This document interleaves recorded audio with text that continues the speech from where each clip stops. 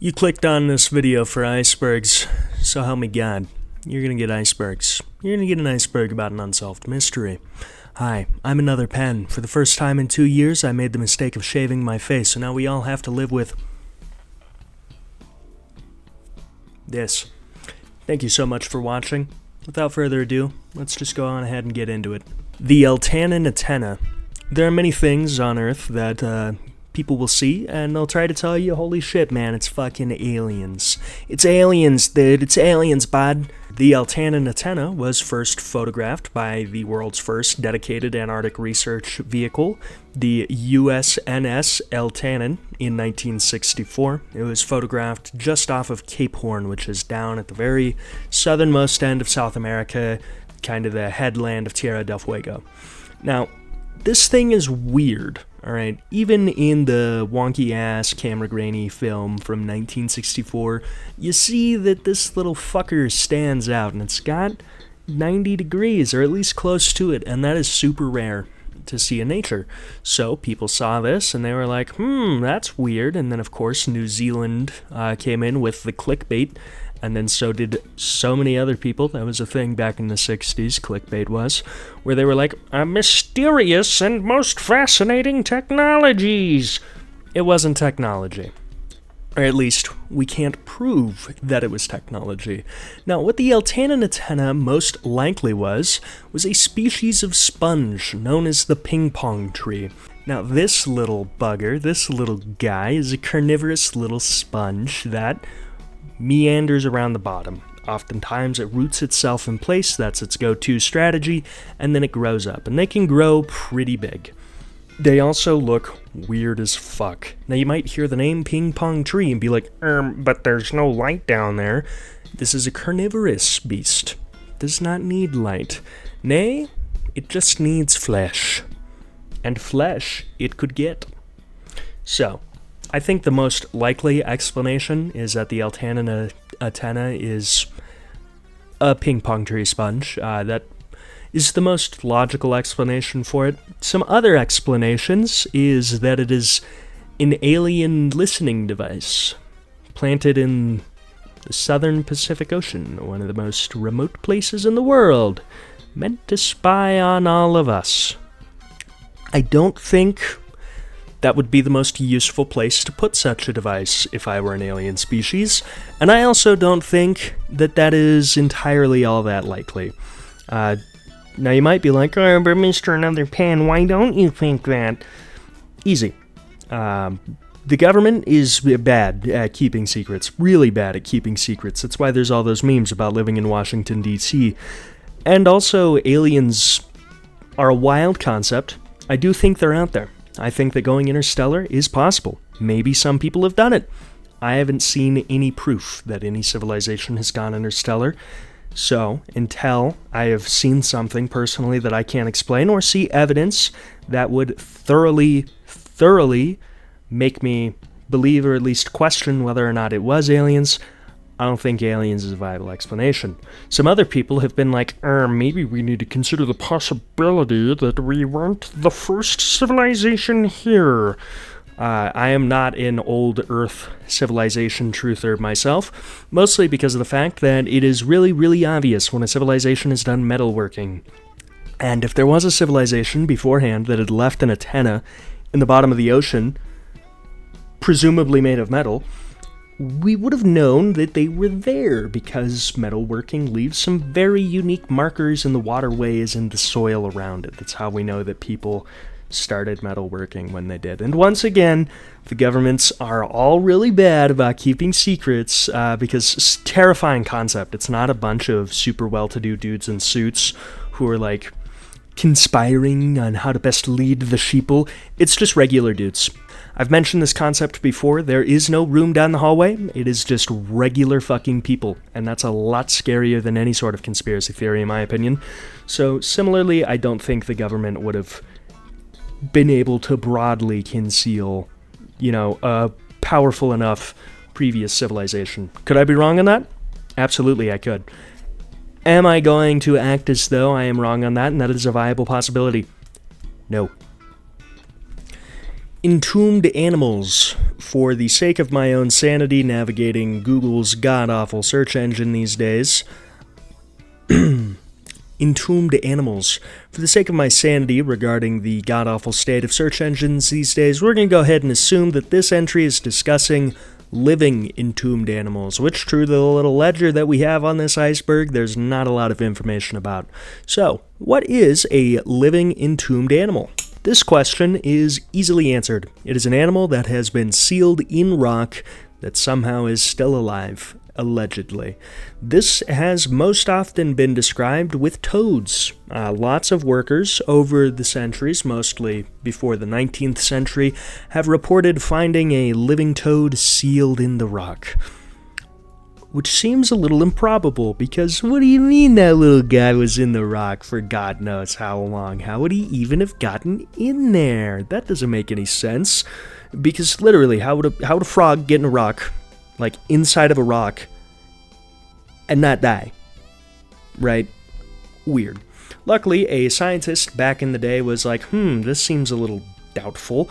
So he made a bunch of limestone blocks, sealed them off so no gas could get in, and put a bunch of toads in there. And he put them in there, left them down in the ground, buried them in his garden, left them there for a year. And he discovered that pretty much every toad, with very few exceptions, was dead. Some of the toads had managed to hibernate through it. And even then, this scientist, whose name was William Buckland, went so far as to be like, hey, I probably fucked up and let some air into the rock, and that's why the frog lived. Does that mean that, quarry workers were truly finding toads leaping forth from blocks of concrete? Nah. What was probably happening is you are a British quarry worker. You do not know how to read. You do not know how to count past 10. You can barely write.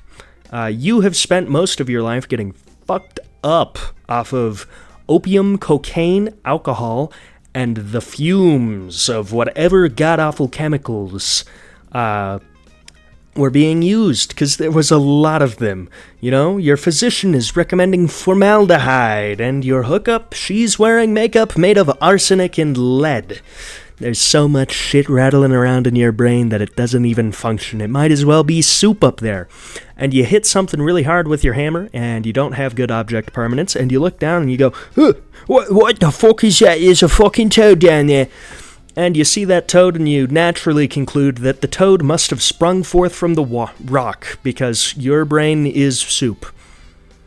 And then you go to a scientific journal with people who have spent their lives not getting as royally fucked by chemicals in the brain as you have, and they go, that doesn't seem likely. And then us in the modern day,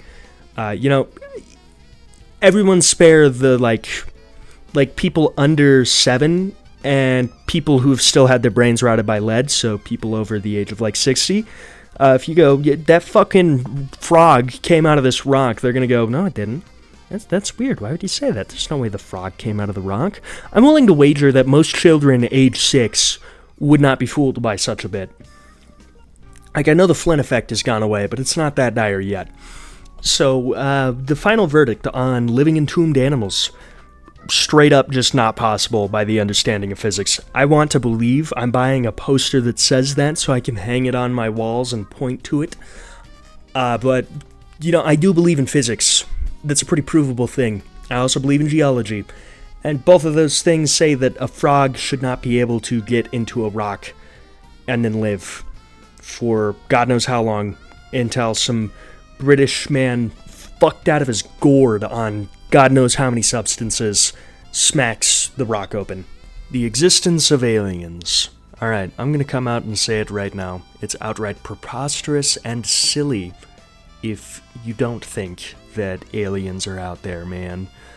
You might at first assume that this is a little bit of a strange belief for me to hold, but let me run you through something.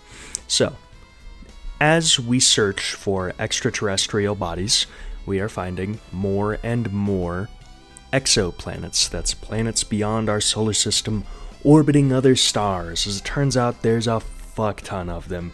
So much so that if we do the math right, we can assume that there are pretty much uncountable numbers of planets out there.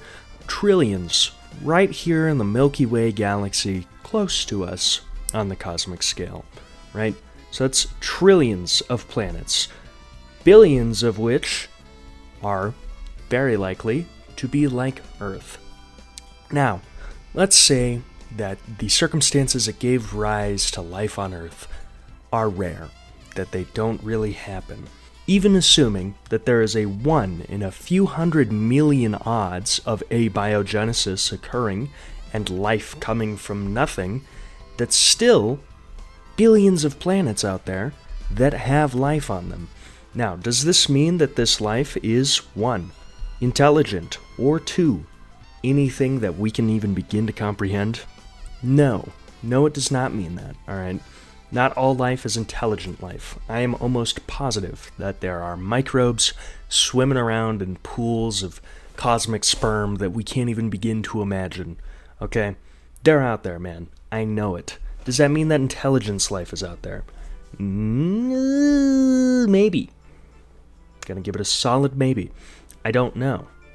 I really don't.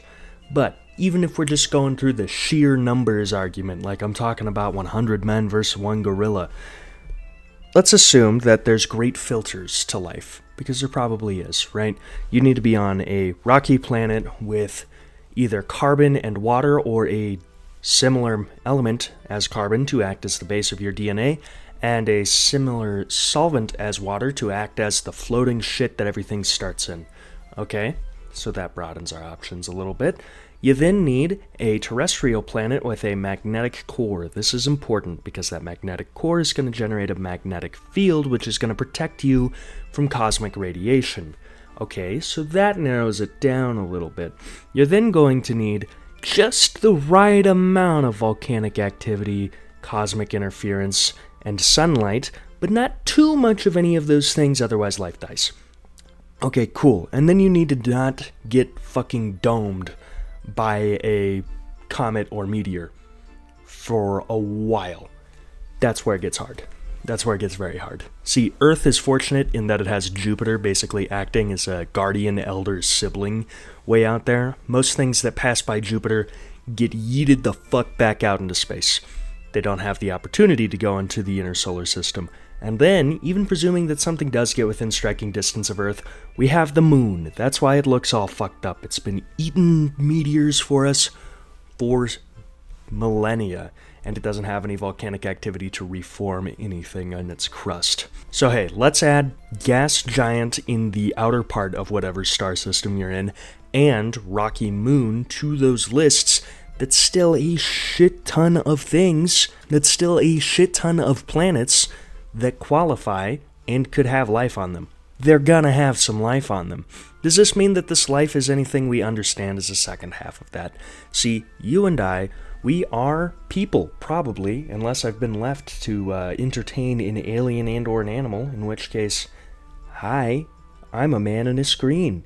But we're people, right? We have 5 senses, we live in bodies, we have brains, we have organs, we have limbs, we move around. Evolution is not a game of perfect. Evolution is a game of, meh, fuck it, alright? And that can explain a lot of woes in life, but it also explains a lot of life in life.